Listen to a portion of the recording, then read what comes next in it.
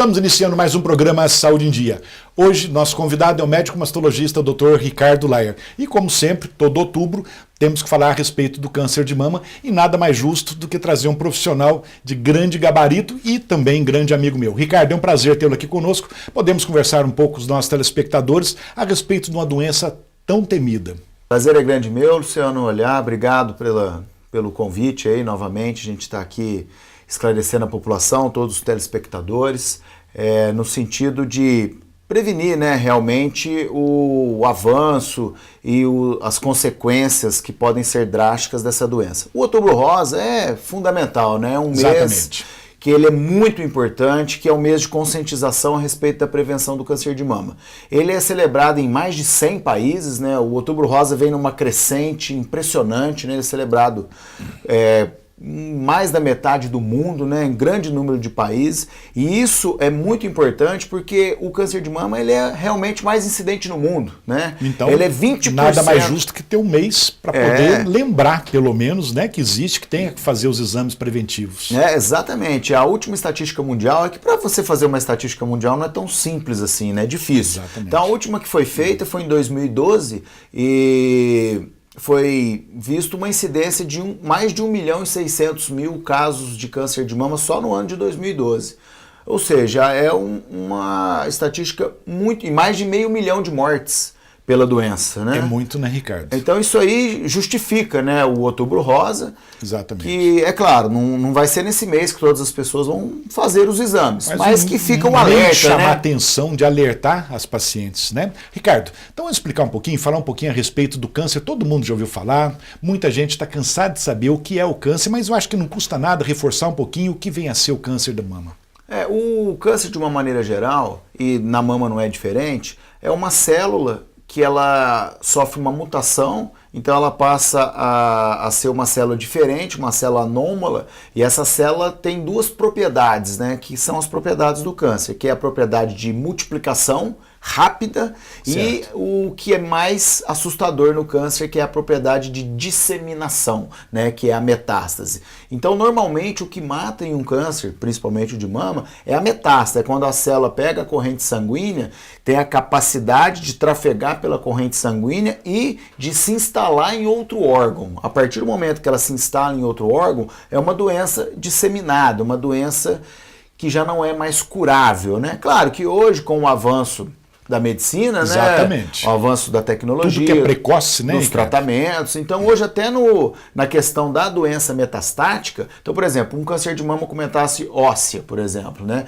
Há alguns anos atrás, a sobrevida média era 2, 3 anos. Hoje é 7, 10 anos a sobrevida média de um câncer de mama metastático para o osso, né? Então, a pessoa ainda vive, né? Um período prolongado ainda, e o que é tão importante, assim, que tem se batido muito hoje, é com qualidade de vida. Ô, Ricardo, tem aparecido muitas pacientes no consultório, inclusive teve alguma matéria, né, que, nesse mês, falando um pouco de câncer de mama, inclusive sobre protetor de tireoide. Eu gostaria que você, pelo menos, tranquilizasse as pacientes, falando um pouquinho a respeito do protetor, enfim. Lembrança fundamental, Luciano. Infelizmente teve uma informação que foi propagada no meio de comunicação aí, e uma informação que não condiz com a recomendação. Exatamente. E essa recomendação não é porque o Dr. Luciano ou o Dr. Ricardo acham. Não, existe um statement, né, um afirmativo do Colégio Americano de Radiologia. Então, para o telespectador que quiser acessar, o acesso é gratuito, é fácil. É o site do American College of Radiology, né? É www.acr.org. Aí lá dentro do site do American College você pode cruzar lá. Search for, né? Procura por. Aí você cruza mamografia, tem que ser em inglês, né? Você põe mamografia e câncer de tireoide. Aí você vai achar um documento de 2013 dizendo o quê? Que baseado em revisões já realizadas, a radiação que chega na tireoide durante uma mamografia é a mesma radiação do background, ou seja, é a mesma radiação que tem na rua. Exatamente. Né? Então, e o outro detalhe que é importante, quando você coloca o protetor de tireoide, ele atrapalha a parte operacional da mamografia, o posicionamento da mamografia. Então, isso é... Então, olha como é que é importante e como que digamos assim, uma notícia não tão correta, né, uma notícia um pouquinho errônea, acaba causando transtorno, né, para os telespectadores. Hoje eu até escutei que a pessoa que disse isso num programa, ela já enviou uma mensagem, né, tentando retificar o equívoco, né? Não sei se é verdade, tá? Mas se foi, ótimo. Pelo menos tenta corrigir, pelo menos tentou. né? Tentou corrigir o equívoco que foi cometido. Porque o impacto, Luciano, a gente que está no dia a dia, né, você no seu consultório, eu no meu, o impacto possa ser muito grande, porque a pessoa escuta aquilo e... A gente solicita uma mamografia, doutor, mas será que eles vão usar protetor de tireoide? Peraí, calma. Até hoje, pelo menos assim, a gente não tem nenhum estudo, alguma coisa, dizendo que se não usar o protetor vai causar aumentar problema, o risco, né? Exatamente. E outra coisa que é interessante também em relação à radiação da mamografia, a radiação da mamografia é muito pequena, Luciano. Ter uma ideia numérica, né? Uma mamografia nas 4 incidências, né? Que a mamografia faz de cima para baixo na direita, de cima para baixo na esquerda, do lado na direita, do lado na esquerda. Ou seja, são 4 incidências. E isso gera em torno de 0,2 centigrays, né, durante as 4 incidências. Uma mulher grávida pode receber 5 centigrays, que não aumenta o risco de uma formação fetal. Então a gente olha só, que a radiação é muito pequena. Então, reforçando, né, uma informação errada, uma informação errônea ao transtorno que causa isso. Então, hoje, então, mais uma vez, a gente agradece a oportunidade, né, de poder esclarecer isso, né, para todos os telespectadores, né, que elas fiquem tranquilas em fazer a mamografia sem o uso do protetor de tireoide. Bom, não usando o protetor, vamos falar um pouquinho, então, de sinais e sintomas do câncer de mama. É claro, hoje o ideal e o desejado é que o câncer de mama seja diagnosticado na fase assintomática, que a gente fala, ou seja, antes de ter sintoma. E é nisso que a mamografia desempenha um papel fundamental, que a gente fala que é a prevenção secundária. E claro que infelizmente não vai ser sempre que a mamografia vai fazer o diagnóstico, né? A sensibilidade da mamografia é em torno de 90%. Para aquelas mulheres que fazem mamografia, também é importante fazer o quê? O autoexame e perceber o quê? Presença de nódulos, né? Nodulações ao autoexame, saída de secreção pelo mamilo. Ao levantar o braço em frente do espelho, prestar atenção para ver se não tem uma retração de pele, né, ou até um espessamento da pele, que a pele fica um pouco mais grossa. E na dúvida, procura especialista. Então esses são os sinais e sintomas de uma patologia de mama, não necessariamente um câncer de mama, mas ao se deparar com qualquer sinal ou sintoma como esse, conforme você disse, procure o profissional da área para tentar esclarecer. É o melhor, né? Doutor, nós vamos fazer um breve intervalo, já voltamos com o programa Saúde em Dia.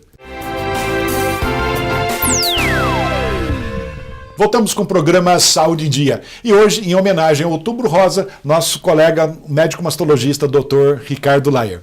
Ricardo, inclusive agora há pouco, você antes dos comerciais, você comentou com os nossos telespectadores a respeito do protetor de tireoide, que foi dito em outro canal por um outro colega.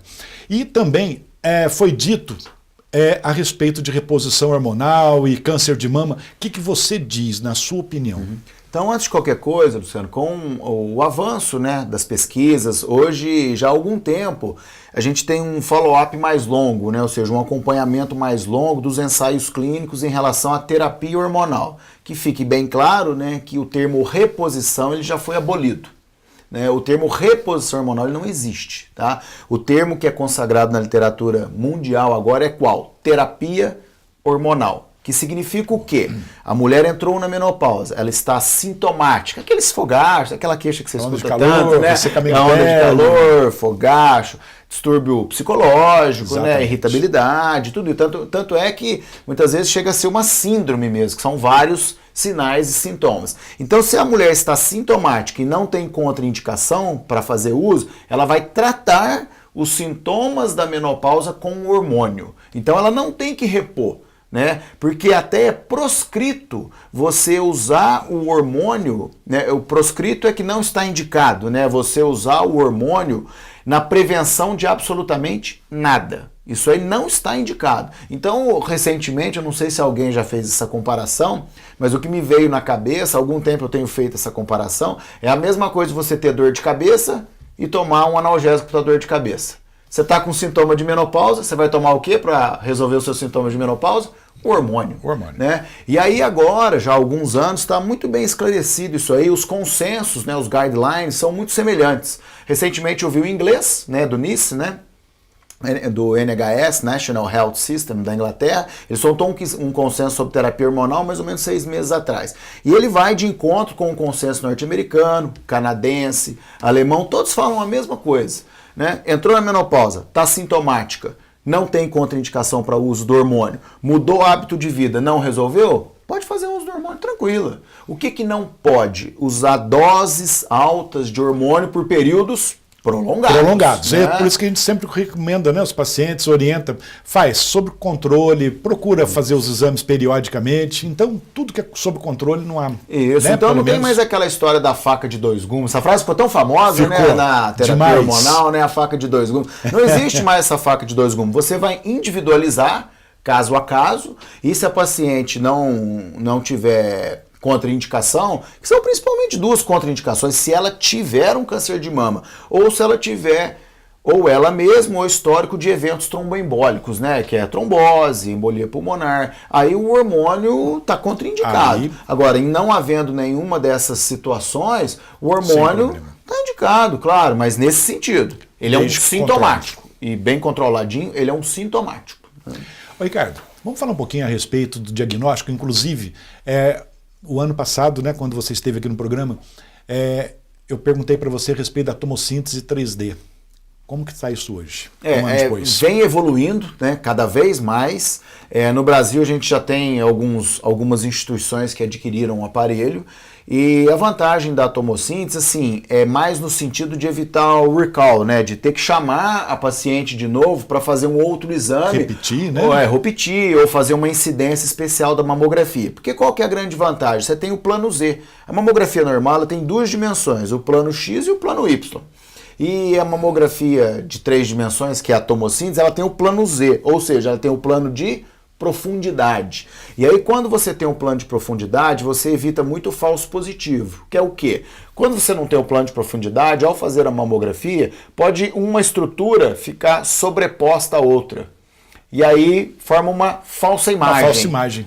O que não acontece com a tomossíntese. Então, este é o grande benefício da tomossíntese. Mas também a tomossíntese aumenta um pouco a detecção do câncer de mama. Pouca coisa, né? Mais ou menos 1, 2 para 1000, mas aumenta também. Inclusive, chamar o paciente para repetir o exame, psicologicamente o paciente já vai apavorada, né? Bom, se chamaram para repetir porque tem alguma coisa. Normalmente é isso que o paciente pensa, né? Então, se a tomossíntese já faz tudo e sem repetição do exame, lógico que é um grande avanço e é muito bom isso. É mais um passo, né, que está sendo dado, né? Em relação ao sistema diagnóstico. Porque hoje é o único exame que realmente tem comprovação que faz com que a mulher morra menos da doença é a mamografia. Nenhum outro exame até hoje mostrou um benefício de sobrevida do câncer de mama sem ser a mamografia. Ô, Ricardo, todo tumor, ou seja, todo nódulo, vamos falar assim, pode ser um câncer ou não? O nódulo, ele tem um nódulo que é o tumor, né? Porque tumor, você tem tumor benigno e maligno. O tumor benigno, uma coisa que é muito importante, ele não se transforma em maligno no caso da mama. Então isso é muito importante. Se um tumor é benigno, ele vai ser benigno para sempre, né? E o tumor maligno, que é o câncer, né? Porque essa pergunta é comum, né? A população pergunta, mas o câncer é maligno? É maligno, sempre. O câncer ele é sempre maligno, né? E qual que é a malignidade do câncer? Foi o que a gente conversou no outro bloco, né? A disseminação por via sanguínea ou linfática, né? O poder de dar metástases e o crescimento descontrolado da doença. É isso que caracteriza o tumor maligno em qualquer órgão, na verdade. Então, quer dizer, encontrando um nódulo na mama, não precisa também ficar apavorada, né? Procura o especialista e vai ver que tipo de nódulo que é esse, se é benigno, se é maligno. Né? Felizmente, a maioria dos nódulos mamários são benignos. Tem um nódulo, né? Por exemplo, que é o fibroadenoma, que é um nódulo benigno, é o mais comum. Ele tem 25% das mulheres vão ter fibroadenoma e ele aparece justamente dos 15 aos 35 anos, que é a época que ele mais incide. Ricardo, os fatores de risco para o aparecimento do câncer de mama, tem alguns? Hoje a gente divide, Luciano, os fatores em aqueles que você pode mudar e aqueles que você não pode mudar. Quais são aqueles que você não pode mudar? Sexo feminino, né? A partir do momento que nasceu mulher, tem mais ou menos 12% de risco de ter um câncer de mama ao longo da sua vida. A idade, conforme a idade avança, vai aumentando o risco, né? Histórico familiar. Se você tem um parente próximo, né, principalmente de primeiro grau, oncologicamente falando, parente de primeiro grau é mãe, irmã e filha só. Né? Se você tem um parente de primeiro grau que teve a doença, se você tem uma história pessoal de câncer de mama, ou seja, você tem um câncer numa mama, você tem mais risco de ter um câncer na outra mama. Lesões benignas que aumentam o risco. Então, isso são fatores que não tem como você mudar. E o que tem batido muito, até em março, que é o mês, né, da mulher, né, considerado o mês de março, a campanha do INCA foi em qual sentido? Hábito de vida. Então isso é uma coisa que a gente precisa esclarecer a população. Então esses são os fatores mutáveis, né, são os fatores, e é o que chama também de prevenção primária. Você agindo nesses fatores, você realmente diminui a incidência da doença. Que são quais? Obesidade, combater a obesidade, né? A obesidade é uma coisa que está preocupante, né, no mundo. E hoje, todo. Graças a Deus, parece que o pessoal está tomando mais consciência disso e está todo mundo procurando se tratar. Isso, né? Então a obesidade é um fator de risco, o excesso de peso, a alimentação não saudável também é um fator de risco, alcoolismo, tabagismo. Então, ter filhos antes dos 30 anos, amamentar o seu filho, e esses são fatores de proteção. Né? E os que eu mencionei anteriormente, que são tabagismo, etilismo, sobrepeso e alimentação não saudável, são fatores que aumentam o risco. Então você vê que tudo isso são hábitos de vida que, se você mudar, claro, essa estatística é difícil, porque são trabalhos... Mas tudo pode ajudar. Tudo ajuda, são trabalhos retrospectivos, né? A maioria deles são estudos que a gente fala, tipo caso controle.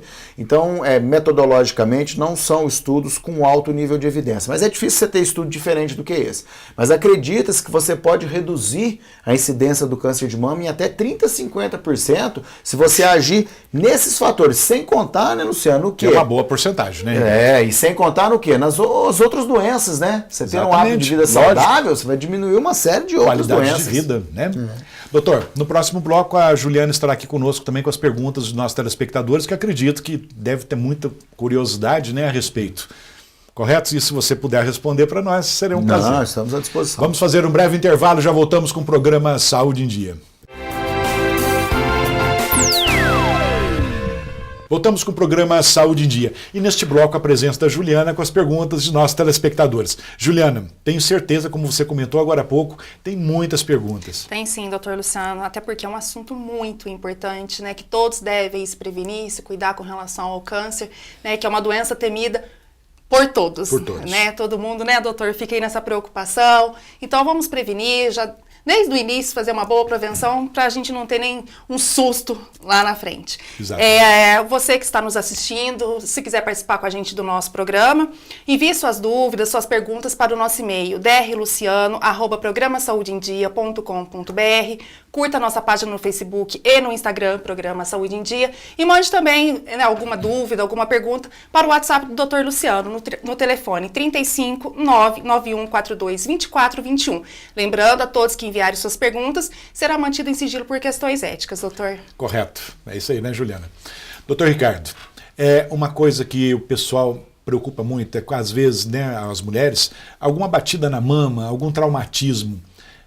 Esse traumatismo, ele pode virar um câncer, pode virar um tumor? O que você diz para tranquilizar essas moças? Pergunta importante, que é uma preocupação constante, né, que as mulheres têm. Porque o traumatismo vai ter, faz parte do corpo, não tem como. Então, essa relação não existe, né? Então não existe a relação entre um trauma, uma batida da mama e o desenvolvimento naquele local de um futuro câncer de mama. Não, onde houve a batida, onde houve o traumatismo, a chance de desenvolver alguma doença é a mesma do lugar que não teve, ou da mulher também que não teve nenhum traumatismo. Então podem ficar tranquilos, a mama é até local de traumatismos frequentes por ser um órgão frontal, né? Exatamente. Então isso até é frequente e não existe nenhuma relação com o desenvolvimento do câncer posterior a um trauma na mama. Ricardo, e a respeito do prognóstico, tratamento, o que você diz? Como que está hoje o tratamento e índice de cura? Essas são as duas, esta e mais uma outra, são as duas questões boas, né, e animadoras, né, pra gente. Então hoje, de uma maneira geral, a estatística que a gente tem é americana, né, mas nos Estados Unidos, por exemplo, mais de 80% dos cânceres de mama, as pessoas não morrem da doença, ou seja, menos de 20% das pessoas que estão tendo a doença estão falecendo da doença. Então vamos contar aí que é mais de 80% em médio índice de cura em um país, né, que tem um programa de prevenção muito forte e que tem um tratamento muito ousado, tá? Então essa é uma questão importante. E outra questão que eu gostaria de salientar, Luciano, é a questão da qualidade de vida. Né? Então, importantíssimo. Depois de um tratamento de um câncer de mama, como regra geral, a mulher volta a ter a vida que ela tinha antes. Então não existe uma restrição pós-tratamento. Ela fez vida o tratamento, normal. Vida normal. O tratamento, ele é complicado, né? É um período muito difícil para a mulher, a gente não pode mentir, né? Não pode ser hipócrita, né? Então aqueles 6, 8 meses do tratamento, cirurgia, quimioterapia, radioterapia, hormonioterapia, terapia com anticorpo monoclonal, então é um período muito difícil. Mas o que a gente costuma falar para animar, né, é o que são 6, 8 meses diante de 50, 60, 80 Exatamente. Anos de idade, né? Então é um momento muito curto, ele passa e depois a pessoa volta a ter uma vida normal. Graças a Deus. Né? Juliana, vamos passar para as perguntas dos nossos telespectadores? Claro, doutor, vamos sim. Doutor Ricardo, com autoexame todos os meses, é necessário fazer a mamografia? É fundamental, né? Na verdade, a mamografia ela é indispensável, né? Nenhum exame, na verdade, substitui a mamografia. A mamografia ela deve ser feita, aí tem uma variação de país para país, né? De quando iniciar, né? Cada país tem o seu programa de prevenção, mas ela deve ser feita. Normalmente, até o que se pergunta é o contrário, né? Se quem faz mamografia todo ano tem que fazer um autoexame. Também tem que fazer, tá? Mas é claro que a importância da mamografia é muito maior, né, do que o autoexame, mas os dois exames devem ser feitos. A colocação de prótese mamária pode causar câncer, doutor? Uma boa pergunta, né, Ricardo? É importantíssimo isso aí. Não, a prótese mamária, que é a prótese de silicone que normalmente coloca, ela não aumenta o risco de câncer de mama. Isso aí está muito bem documentado, tanto é que a inserção de prótese estética, ela é uma das cirurgias mais realizadas no mundo, né? É a colocação de prótese mamária. O uso de determinados desodorantes pode causar câncer de mama? Boa pergunta também, né? Isso aí veiculou na internet há mais ou menos uns 20 anos atrás, isso aí já está correndo na internet em relação aos desodorantes antiperspirantes. Exatamente. Né? Então, posterior a essa notícia aí, foram feitos alguns estudos. O primeiro eu até me lembro perfeitamente, foi logo depois, saiu no Journal of National Cancer Institute, eu me lembro desse trabalho muito bem. E mostrou que não aumenta o risco de câncer de mama, né? Então, você que gosta de usar o desodorante antiperspirante, né, pode usar com tranquilidade, tá? Tranquilo. Não aumenta o risco do câncer de mama. E amamentar diminui o risco do câncer de mama, doutor? Diminui, muito bem estudado esse assunto. Claro que a estatística varia um pouquinho, tá? Lógico. Mas em média, a mulher que amamenta por um ano, ela tem cerca de 15 a 20% mais baixo o risco de desenvolver o câncer de mama do que a mulher que não amamenta. Além, claro, dos outros benefícios imensuráveis da amamentação. Exatamente. Né? Doutor Luciano, por hoje foram essas perguntas dos nossos telespectadores. Temos várias perguntas aqui ainda, né, para o doutor Ricardo estar respondendo, mas devido ao tempo, foram essas perguntas de hoje. E você que está nos assistindo, mande sua dúvida, sua pergunta para o nosso e-mail drluciano@programasaudeendia.com.br. Não deixe de curtir a nossa página no Facebook e no Instagram, Programa Saúde em Dia, e mande também alguma dúvida, alguma pergunta para o Dr. Luciano através do WhatsApp dele, no telefone 35 991422421, e até a próxima semana, se Deus quiser. Se Deus quiser. Doutor Ricardo, antes de encerrarmos, eu gostaria que você deixasse uma mensagem para os nossos telespectadores. A mensagem que eu gostaria de deixar é uma mensagem de otimismo, né? A mensagem para você, mulher que está enfrentando a doença, né? Está naquele momento crítico, que são aqueles 6, 8 meses que a gente conversou, que você lembre-se, né, que a luz no fim do túnel, ela é extremamente acessível, e essa é a regra geral, né? A exceção é falecer da doença, né? E a regra geral é você curar da doença. É que, infelizmente, as pessoas que estão curadas, que estão bem, estão aí na rua andando, fazendo suas coisas normalmente, e a gente nem ficou sabendo que ela teve a doença. Graças a Deus. Então, é uma vida normal. Então, a exceção é o vizinho te contar, você lembra de tal pessoa, ela morreu do câncer de mama. Isso é exceção. E é muito raro hoje, né? Graças a Deus. Graças né, a Deus é raro. Doutor, muito obrigado pela presença. Juliana, muito obrigado pela presença. Chegamos então ao final de mais um programa Saúde em Dia. E lembrando que hoje em dia, graças a Deus, como o doutor Ricardo comentou conosco, o câncer de mama, o índice de cura é muito grande. E não devemos perder a esperança, porque depois de uma tempestade, por pior que seja, virá o arco-íris. Nunca poderemos perder a nossa fé. Fiquem com Deus e até a próxima semana.